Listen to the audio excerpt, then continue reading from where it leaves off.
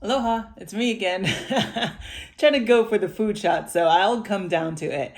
Anyhow, let me talk about this. So in Hawaii, noodles are a big thing. And there's three, if you don't already know, I'm gonna totally edumakize you. There are three ranges of Asian noodles. There are wheat noodles, which is what chow mein or sai mein noodles are made of usually. There's rice noodles, and there's cellophane noodles. Cellophane noodles are noodles made by something other than rice or wheat. Typically, it's mung bean. Rice noodles are used often in pancit, Filipino noodle dishes. But in Hawaii, noodles are big. Noodles are huge, which is why our McDonald's used to serve sai mein. They don't anymore. Anyhow, I was ono for fried noodles, so I thought I'd make up a pan and I thought I'd show you my low sodium recipe. In this pan, I've tripled the recipe, first of all. So I've got just over 3 pounds of local fresh chow mein. So it's in the cold section, yeah? You could probably use dry. You just want to slightly rehydrate it, follow the packaging instructions. So I've got the 3 pounds of chow mein in here, cold chow mein. I did spray the pan beforehand just so that it all wouldn't stick. In my bowl, I've got all my chopped veggies. So I've got cabbage, I've got turnip, I got bean sprouts, I got carrots, I got our homemade green beans, I got green onions. Basically, whatever vegetables you have, chop it up, put it in there. I think there's cabbage in there too.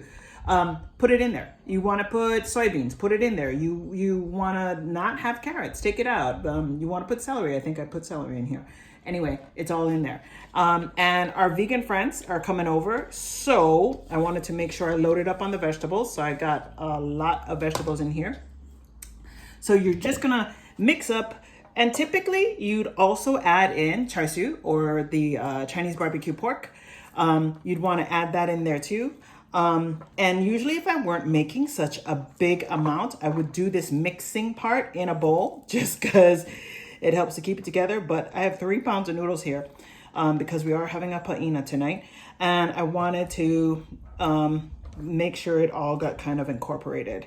Cool. So basically you're just bringing the noodles and the veggies into one homogeneous family. And you know what? I'm going to grab those bits that fell over and put them back inside because it's still, oh no.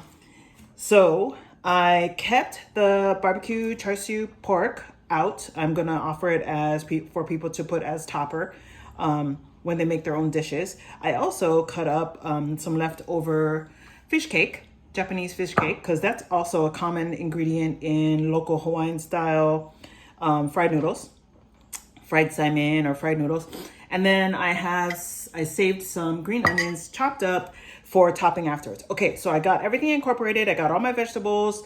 Again, it was onion, white onion, sweet yellow onion, green onion, carrots, cabbage, bean sprouts, green beans from our garden, and turnip and celery. It's all incorporated with the chow mein. Okay, so for my sauce, so it's all in the pan. It's super easy. For my sauce, and I'm going to show you shortly, it's a really simple sauce. You're just going to drizzle it over, stir it up, mix it up, cover this with foil, put it in the oven for like half an hour at 350 degrees. And then when you just top it up with your toppings. I am not topping it up with these. I'm going to put it on the side so that the carnivores can add to theirs. I'm going to try to keep it vegan. And then I'll top it with this. Now for the sauce. Okay, so here are the suspects for my sauce. And so I'm going to tell you how much I put in to make this 3-pound recipe. And if you want to make this, just cut it into thirds. I have 6 tablespoons of oyster sauce, 6 tablespoons of soy sauce, 3 tablespoons of sugar, 3 tablespoons of sesame oil, 1 kind of heavy teaspoon of garlic powder, 1 heavy teaspoon of ground ginger, and a teaspoon of white pepper. Got that all in this container. Stir, stir, stir, mix it up. And that's what I'm gonna top my noodles and veggies with before I seal it with a foil and stick it in the oven for half an hour. If you all know me, you know that we're going low sodium. So what you see here is not what I said, right? So I did say oyster sauce. This is not oyster sauce because I'm making it vegan. This is mushroom oyster sauce. So it's faux, so that it can be friendly for my friends. And this is coconut aminos, which is a really good substitute for soy sauce. In fact, soy sauce was like, the low sodium soy sauce was like 600 something milligrams per tablespoon. And if you look at this one, it's 270. So way ahead of the game there. Yes, that's sesame oil, and that's true what that is, and that's still sugar. But I just wanted to point out that yes, these are low sodium and vegetarian options. The mushroom, oyster sauce, and coconut aminos. So back to my noodles. Here we are. I'm just going to drizzle this sauce on. And you know what? I think I might save some of this for afterwards just to hydrate the noodles some more because it's going to be in the oven for a while. So you just pour that sauce on, mixy, mixy, mixy, because you kind of want that flavor everywhere. And a lot of people, you know, like if you're going to a restaurant, oh my goodness, you know what? I just going to kind. I wash my hands. It's my house. I'm eating it. When you're eating it at a restaurant and they're doing a single serving, they're probably doing this in a frying pan.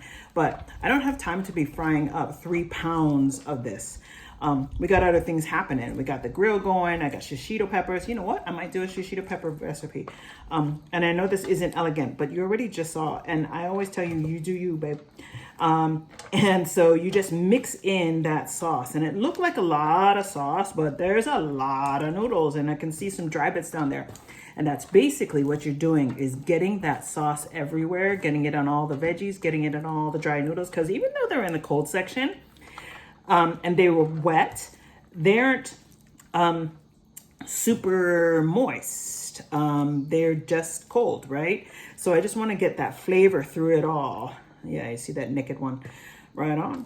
Got it all mixed up. And I'm going to save that last drizzly bit of sauce to put on top after. So foil it up, stick it in the oven at 350 for half an hour. When it comes out, I'm going to top it with this last bit of drizzle bit sauce, stir it up again, and then top it with my green onions and keep my char siu and fish cake on the side for the carnivores, of which I am. Stay tuned for the final reveal, if you will. There she is out of the oven. I tossed in the last of the sauce, mixed it up again, sprinkled on the green onions. And again, the carnivores can add the char siu pork and or kamaboko as they like. Bon appetit. Love ya.